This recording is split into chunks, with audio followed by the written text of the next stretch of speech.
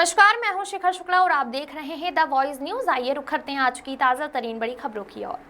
राज्य गृह विभाग द्वारा 105 आईपीएस अधिकारियों के तबादले के तहत वलसाड जिले को नए पुलिस अधीक्षक मिले हैं।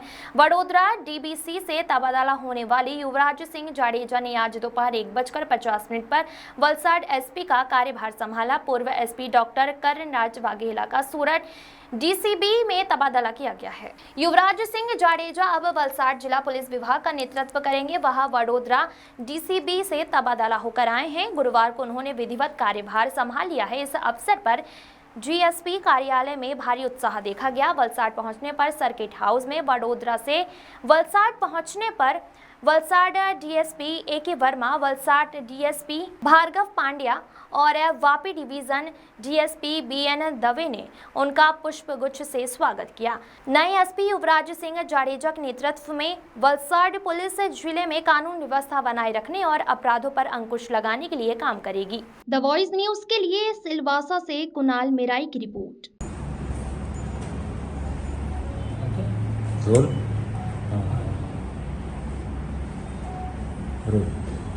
સર આજે ચાર્જ લીધો છે એના માટે બ્રીફ કરજો.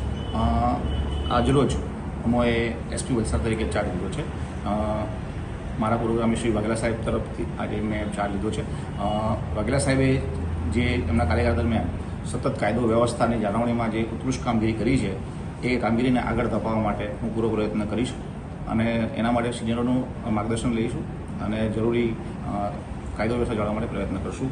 મારો પ્રયત્ન એ રહેશે કે ગુનાખોરીનું પ્રમાણ ઘટે, જે ગુના થાય છે એ શોધાય અને લોકોને સુખ અને શાંતિનો અનુભવ થાય એ પ્રમાણે એનું એક સેફ વાતાવરણ ક્રિએટ કરશું, જેથી જિલ્લાનો ઓવરઓલ ગ્રોથ થાય. અને એના માટે સરકારના તમામ જે તંત્રો છે એની સાથે સંકલન કરશું અને આપણે એમાં મીડિયા મિત્રોનો પણ મદદને સાથ લઈશું. Thank you. સાહેબ, આપની પ્રાયોરિટી શું રહેશે? Priority basically law and order maintenance, ગુનાખોરી અટકાવવી અને ગુનાખોરીનું ડિટેક્શન કરવું. Thank you.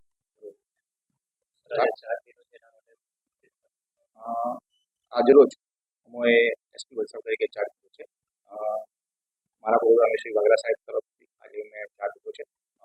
વાઘેલા સાહેબે જે એમના કાર્યકાળ દરમિયાન સતત કાયદો વ્યવસ્થાની જાળવણી માટે ઉત્કૃષ્ટ કામગીરી કરી છે એ કામગીરીને આગળ ધપાવવા માટે હું પૂરો પ્રયત્ન કરીશ અને એના માટે સિનિયરોનું માર્ગદર્શન લઈશ અને જરૂરી કાયદો વ્યવસ્થા જાળવવા માટે પ્રયત્ન કરશું.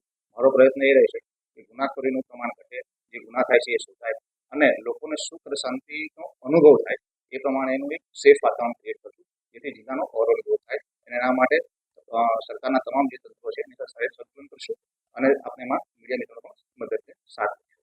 Thank you. Priority basically law and order maintenance, ગુનાખોરી અટકાવવી અને ગુનાખોરીનું ડિટેક્શન.